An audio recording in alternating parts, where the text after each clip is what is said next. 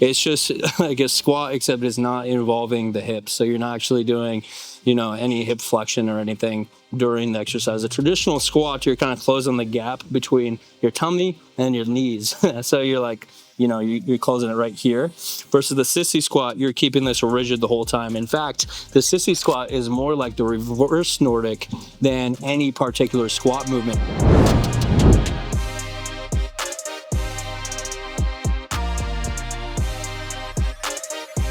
Hey guys, today I've got 3 unconventional quad exercises that I feel like not enough people are doing. So we're going to be starting with the single leg, the unilateral leg press exercise. Then we'll move into the reverse Nordic curl for the quad extension movement. And then lastly, we'll do some sissy squats. And along the way, I'll explain kind of the pros and cons of each and how they can fit into your program. Sound good? All right, let's get into the first set.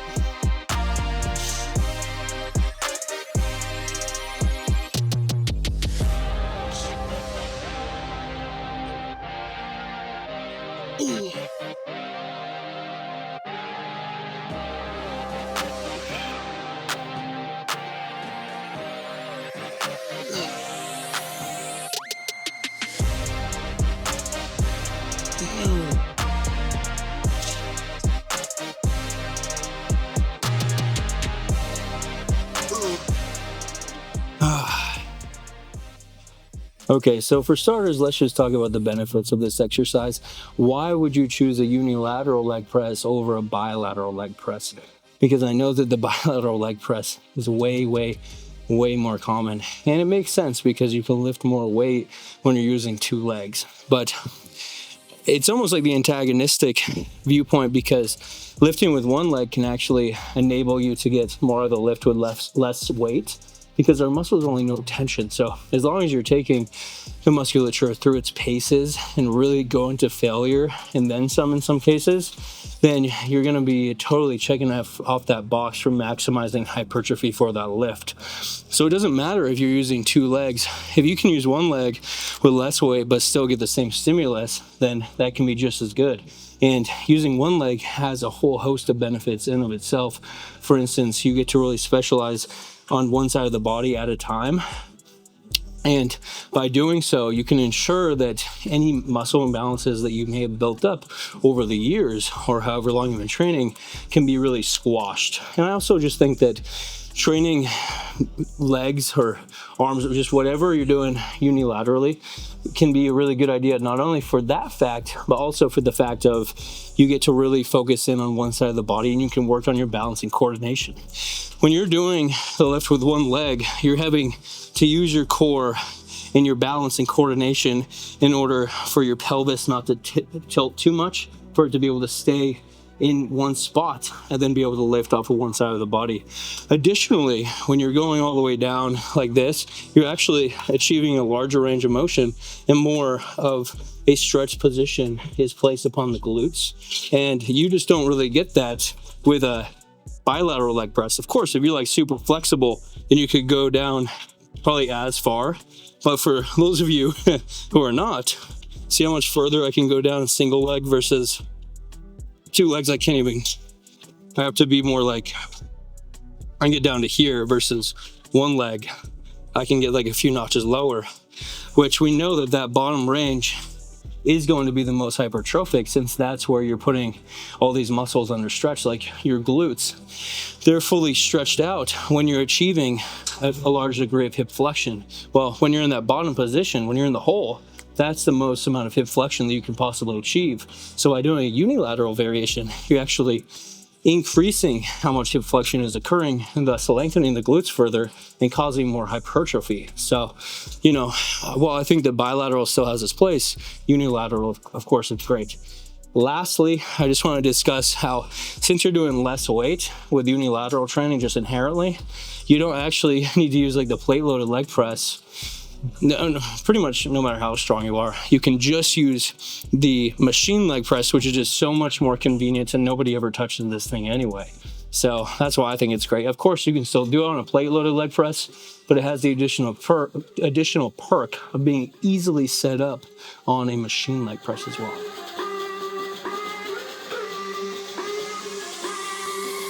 For exercise number 2, we've got the reverse Nordic curl, and I bet that this one is a new one for a lot of you guys. This is one where I didn't hear about it until pretty decently late in my lifting journey, because most of the time when we think of like a quad extension exercise, we think of the leg extension machine, just because that's in like every single gym that you probably go to or that you've ever been to, and it's so convenient. You just set it up and you go for it. But this one offers a whole host of benefits that you can't really achieve with the traditional leg extension machine, and I'd like to talk about them today. But for starters, let's get the sets out of the way, okay?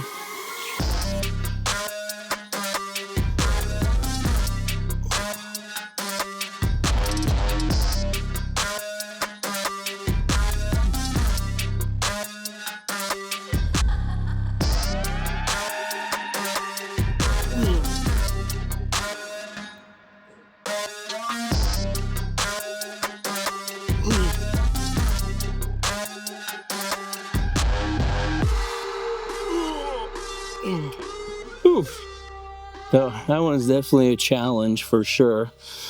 But here, I'll break down why the traditional leg extension machine, why it can have some issues. And the real issue with it is a lot of them can limit your range of motion in the most lengthened position of the quads. So when your knee is back like this and you're fully flexed, this is the most stretch out that the quads can possibly be. So by increasing how much flexion is achieved on the quads, and additionally increasing how much hip extension you have, so bring your hips back, that's going to lengthen the quads to the maximum amount that they can possibly be lengthened just by doing those two movements, because of how the quads insert and originate in their respective joints.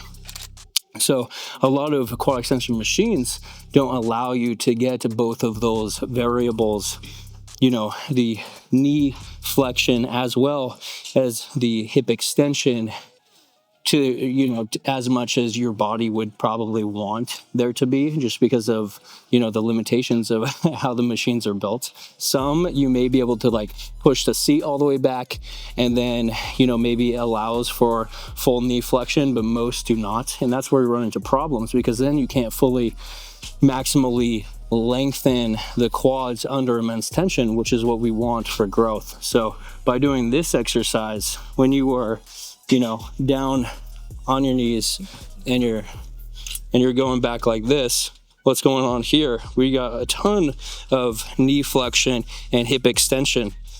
You're getting it in spades, really.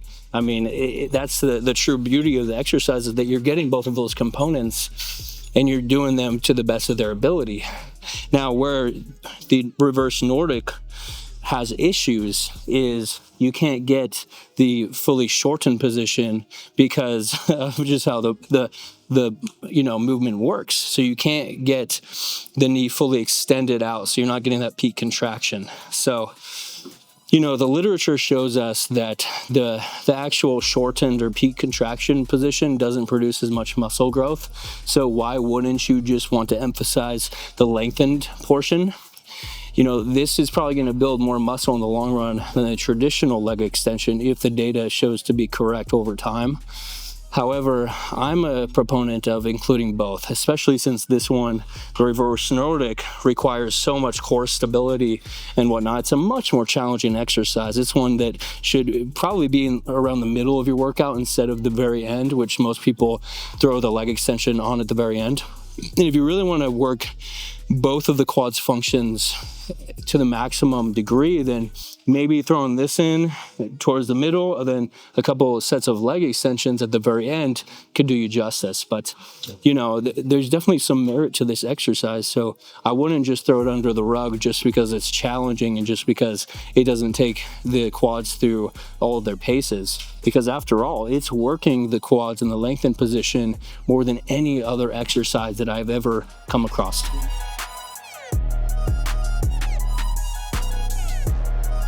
Okay, guys, the last exercise that I have for you today is the sissy squat, and I'm sure that a ton of you are familiar with this.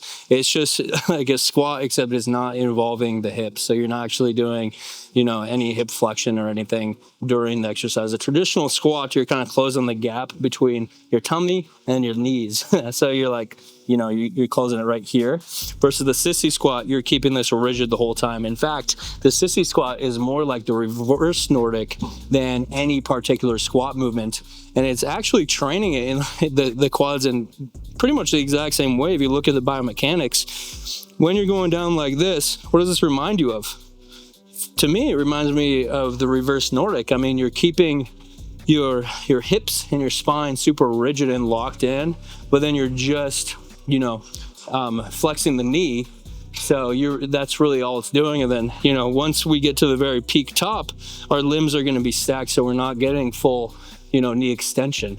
So they can just be kind of another form of the reverse Nordic if you don't have time to set anything up.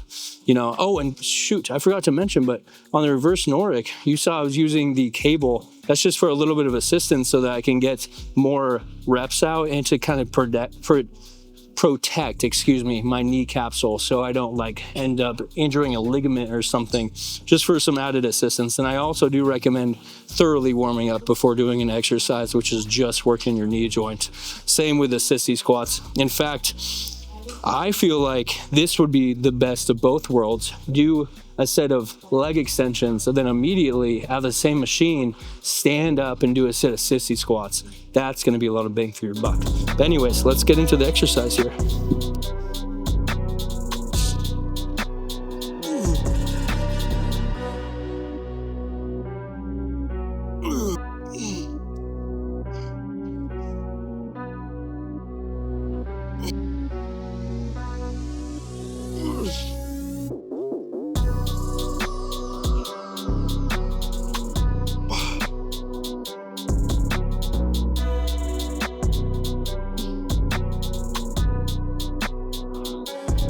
Oh, geez. Those are so deceptively hard. You don't think that they're going to be that hard just because it's basically just a body weight squat variation. I guess you can't even call it a squat variation because a squat includes that hip flexion, and therefore you're going to be using your glutes a ton during a squat. It's not using your hamstrings that much, but since your glutes are involved, that makes it a compound lift. And therefore, since your glutes are so freakishly strong, you can put up so much more weight on a regular squat movement pattern. But so, you probably can't call it that, but it kind of looks like a squat. And therefore, I think that you think that you're going to be strong, but trust me, it's really, really challenging, especially after the third set, after the third quad exercise. But I just really think that this one deserves a little bit more credit. I think it got a bad rap a long time ago just because some people experience some knee problems with the exercise.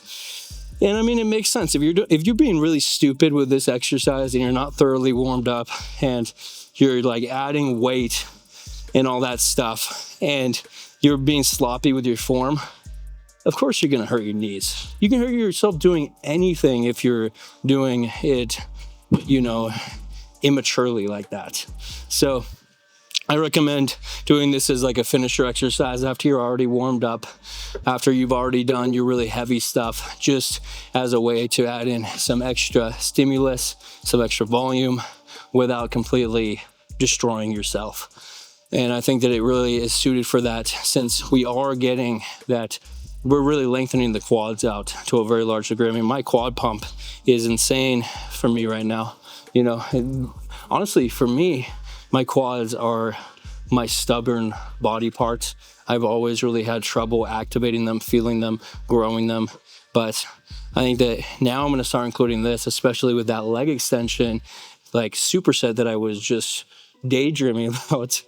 And I think that's going to do me a lot of good. So stay tuned for all my leg gains, hopefully.